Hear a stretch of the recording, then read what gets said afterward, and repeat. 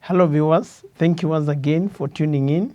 And today's session we want to continue doing what we like doing most as far as advanced financial management is concerned. Friends, we are dealing with the advanced financial management, and today we want to continue dealing with the mergers and acquisition. So we want to look at mergers and acquisition.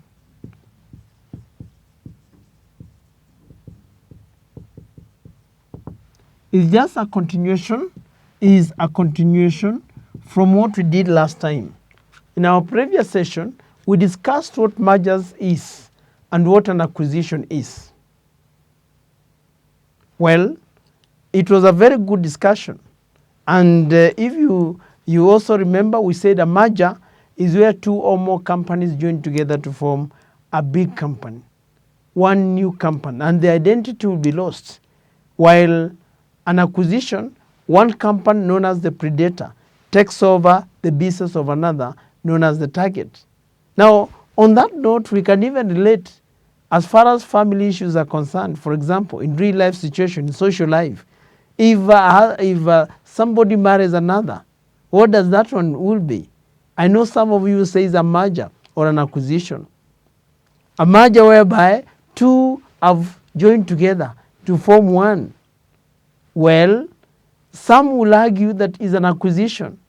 That since an acquisition, the target loses identity, then it means the husband or the man-to-be will acquire the sister, and in the process, the sister will lose identity. When the sister loses identity, they will definitely use the identity of the man, of the brother. Just on a light note, don't take it personal. Just on a light note, on just trying to relate this in real life situation. It's very important. It's also good to know how we can relate these studies in our real life situation. Now, we went further and talked about even the benefits, the types of mergers, the benefits of mergers. We looked at hostile, takeover and the defense, indicators or prediction of a hostile takeover. We also looked at the defense tactics that we can use to avoid a hostile takeover. We looked at mergers and merger analysis, and we further looked at some of the impact of the contribution of other stakeholders in merger and acquisition, especially the bankers. Then we looked at reasons why mergers fail in the recent past. Now today we want to look at mainly the evaluation. Part of the merger analysis, we are planning, screening and searching, and we have also financial evaluation. We'll also want to go further on this evaluation of mergers. So today we want to look at the evaluation of mergers. Evaluation of mergers and acquisition. Evaluation of mergers and acquisition. So that's what we want to discuss today, evaluation of mergers and acquisition. Now it should be known that immediately after merger, so after a merger,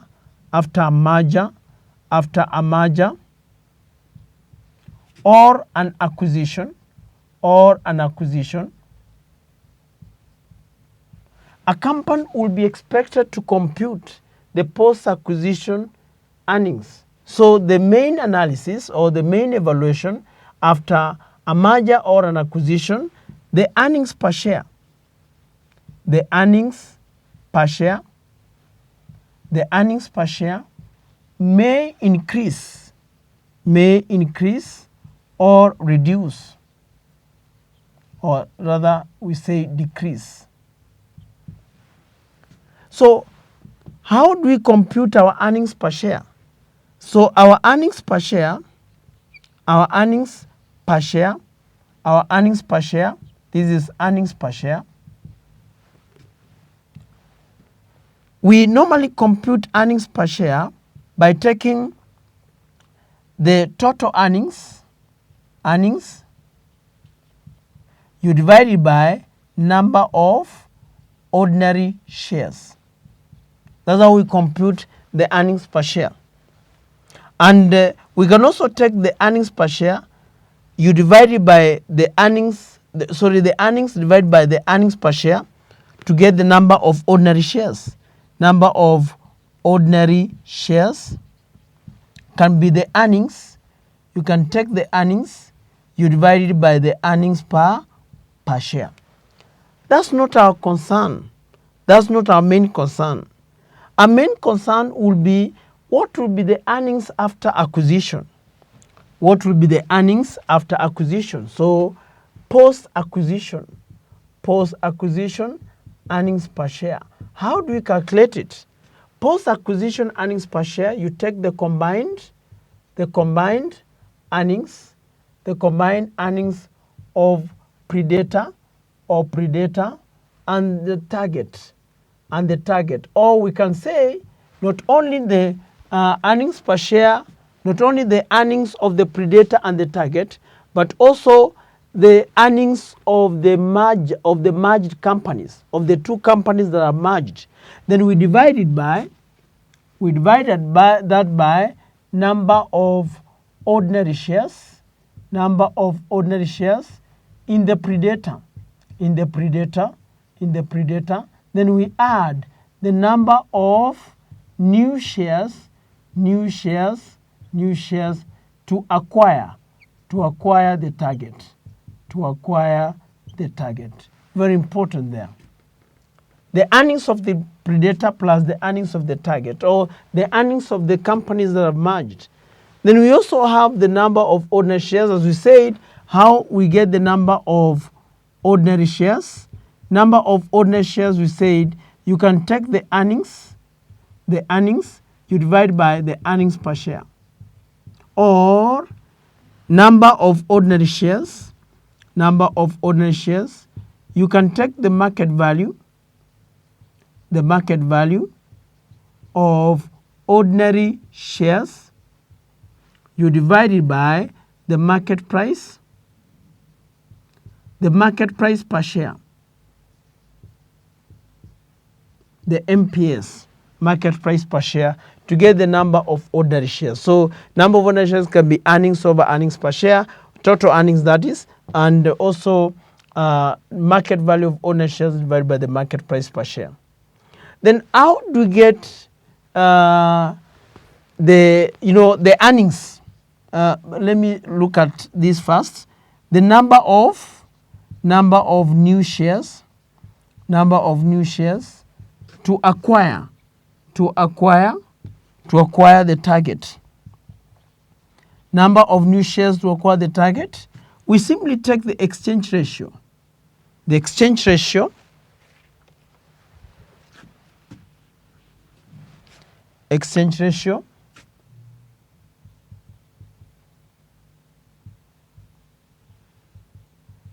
you multiply by the number of shares in the target company. How do we also compute the exchange ratio? That's another issue. Exchange ratio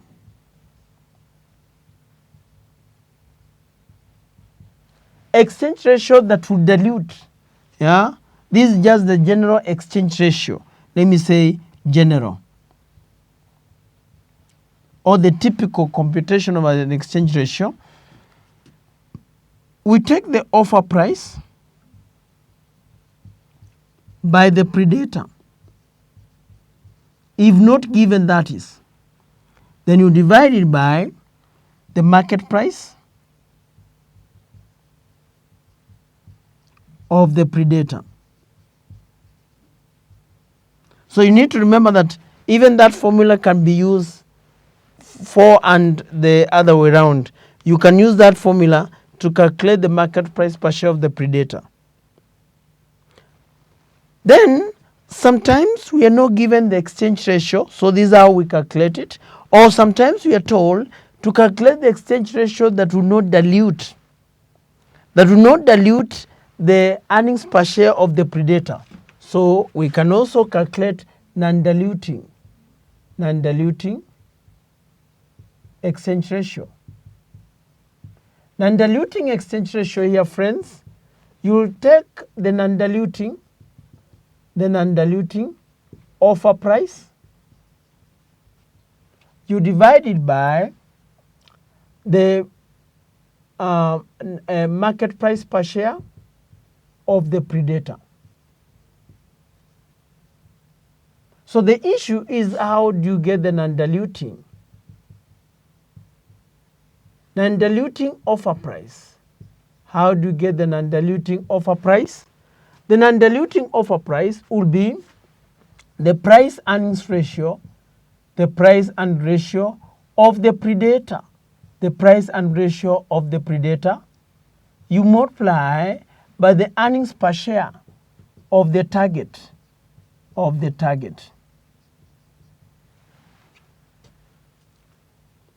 How do we get the price earnings ratio? Price and ratio, whether it's for a predator or for the target, price and ratio is simply the market price per share over the earnings per share, or the market value of ordinary shares over total earnings. So you can use that to get the price earning ratio. And that formula of the price earning ratio can still be used to determine the market price per share. Can also be used to determine the earnings per share. That's just making one of them the subject of the formula. We can make the market price per share the subject of the formula, or we can use the earnings per share the subject of the formula. The same story, we can use the market value of ordinary shares the subject of the formula. We can also use the total earnings as the subject of the formula. That is the non-diluting offer price. But we may also have an offer price, right? We may also have an exchange ratio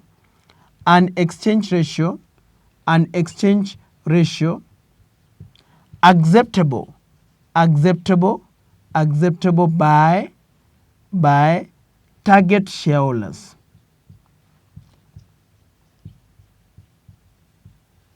So this is the non-diluting offer price, the non-diluting exchange ratio, acceptable. We can even say this is acceptable by predator shareholders. So it's acceptable. Non-diluting exchange ratio acceptable by predator shareholders. This one will be non-exchange ratio acceptable by target shareholders. How do we go about it? We simply bring in market price of the target, I multiply by number of shares in the predator, company.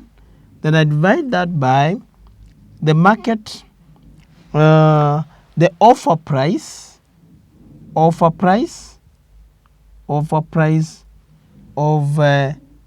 by, let me say, the offer price by predator.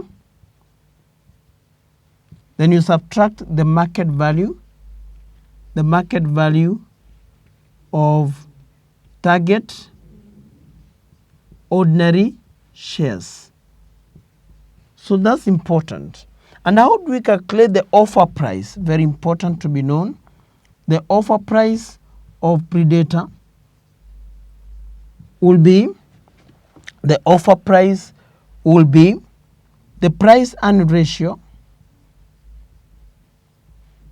of predator or after acquisition. Then we multiply that by the combined earnings. Now friends, you need to know that there at that point we are not talking about earnings per share, but it's simply combined earnings, the total combined earnings. So that is how to compute the exchange ratio. But we also need to remember one more item that we need to know is to determine the premium. The premium on acquisition. The premium on acquisition will be the offer price minus the market price per share of the target. So we need to determine the offer price or the premium per share. That will be the difference between the offer price and the market price per share of the target. Mainly, friends, this is one of the main computations that we'll be doing. And as you have seen, we have simply started with the post-acquisition earnings per share. And you'll be asked maybe the exchange ratio if you're not given the exchange ratio. And you'll also be required to identify the premium. Mainly those are the items. The rest are secondary, that you cannot do the rest if you don't have, if you have not been requested the post-acquisition earnings per share. But we can also take it into another level, that even this one can be requested.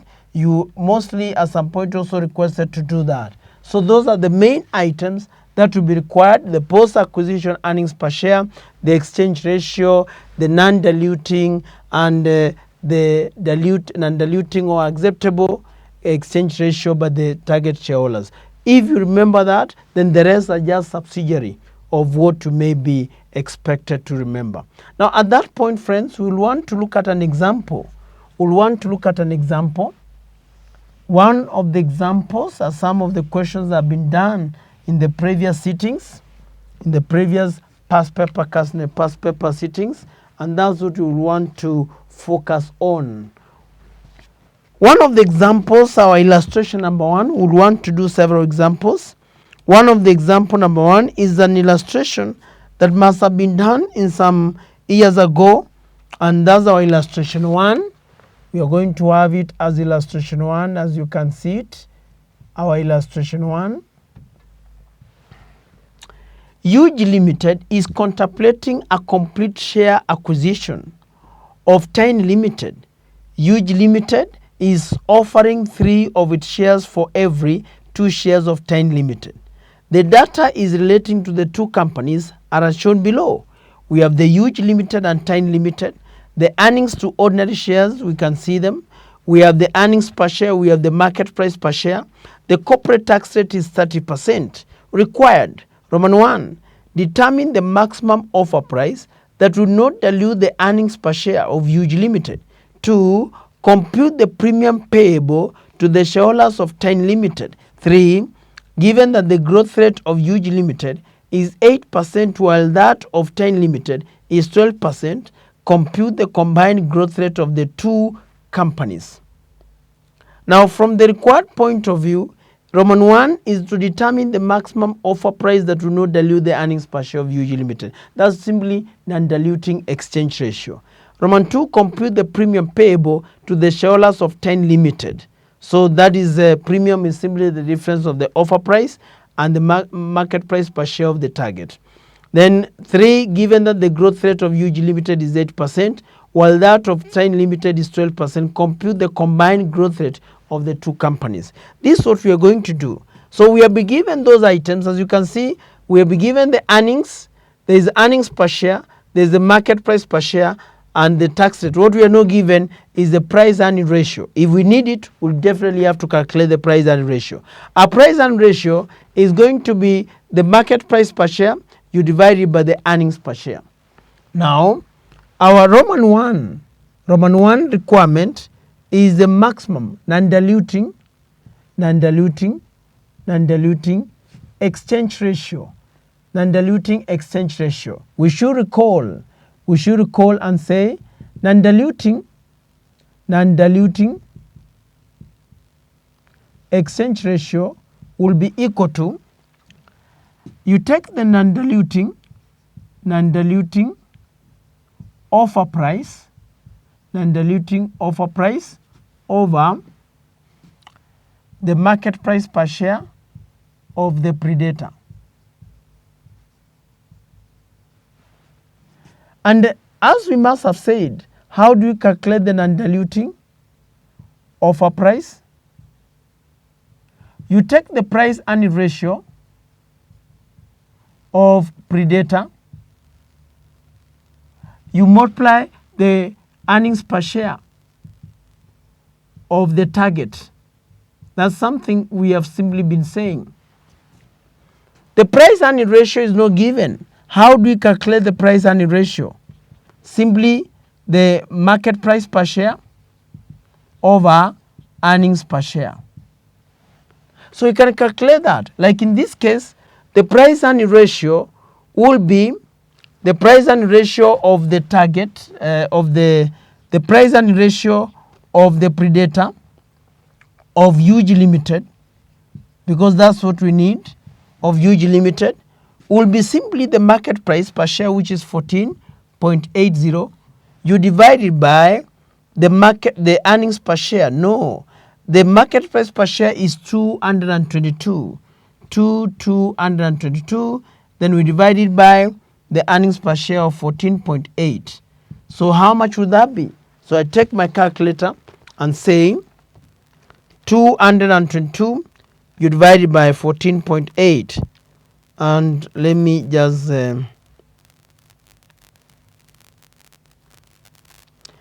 just reset that. So 222, that was our market price. You divide it by 14.8, and that comes to 15 times. Then we come and say that's 15 times. We'll compute now the non-diluting exchange ratio. Non-diluting exchange ratio will be, to get the non-diluting offer price is simply the price earning ratio of the predator, which is 15 times. We multiply the earnings per share of the target. The earnings per share of the target is 29.25. So if you take the 15 times, you multiply 29.25, you get the non-diluting offer price. Then you divide it by the market price per share of the predator, which in this case is 222. So how much would that be? So the 15 by 29.25, then we divide it by 222. I have an exchange ratio of 1.976. We can make it 1.98, or we make it 2.0. Round. So that's a non-diluting exchange ratio. But now, friends, we were also asked to determine the offer price. The offer price, the maximum non-diluting offer price. So the maximum non-diluting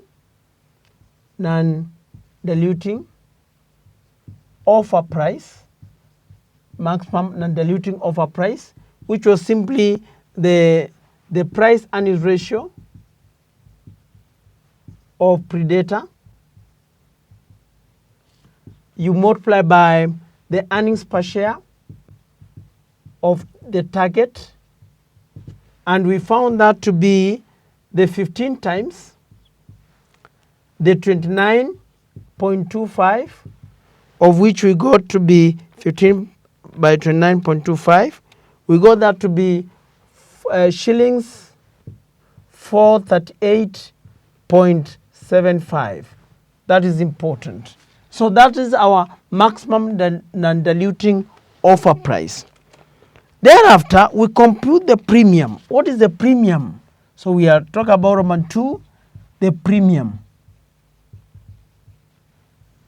This will be the offer price minus the offer price minus the market price per share of target. And the offer price we calculated, non-diluting offer price, is 438.75 minus the market price per share is 322.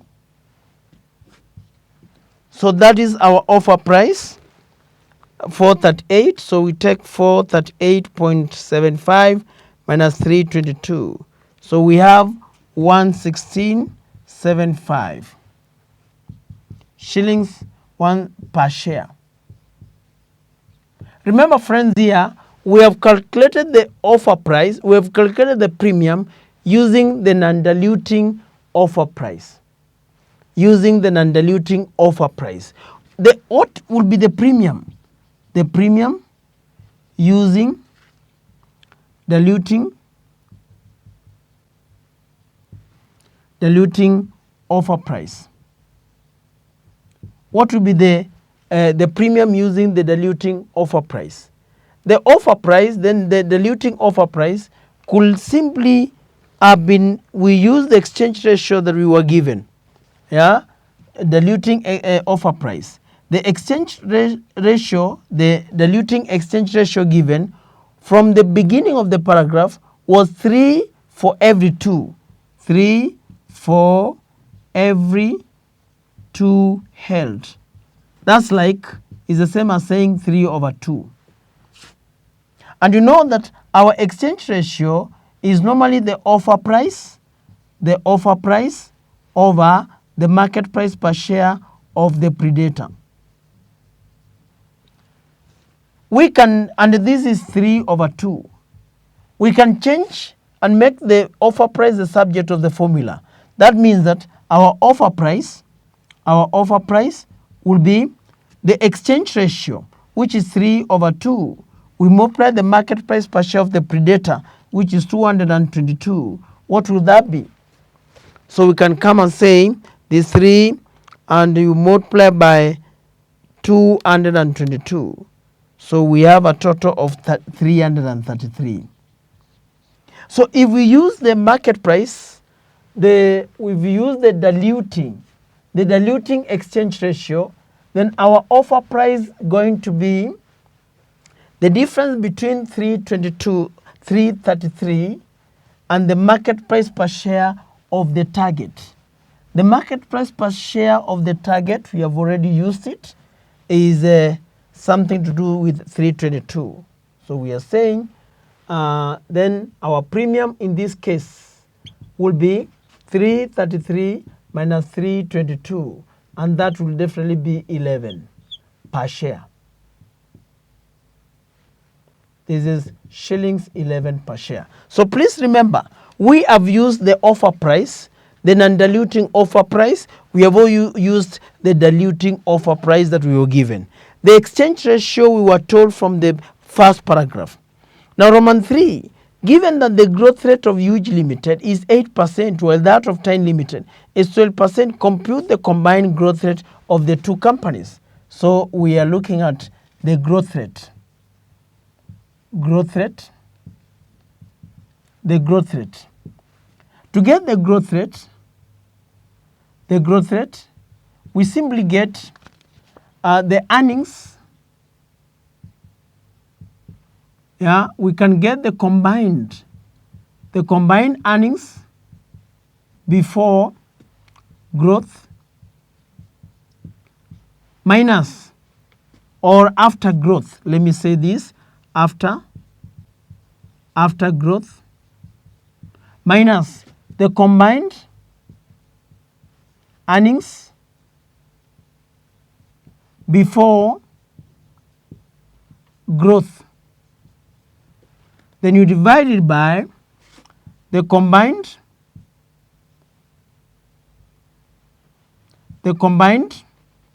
this is the combined earnings before the growth, and definitely you multiply by 100. What will that be? The combined earnings after the growth will be the 5190,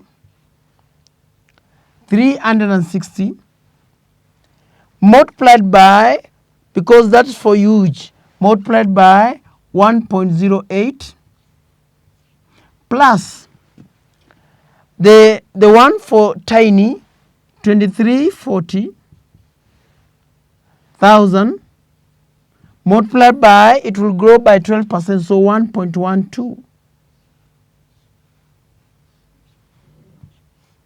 Then we subtract the combined earnings before growth.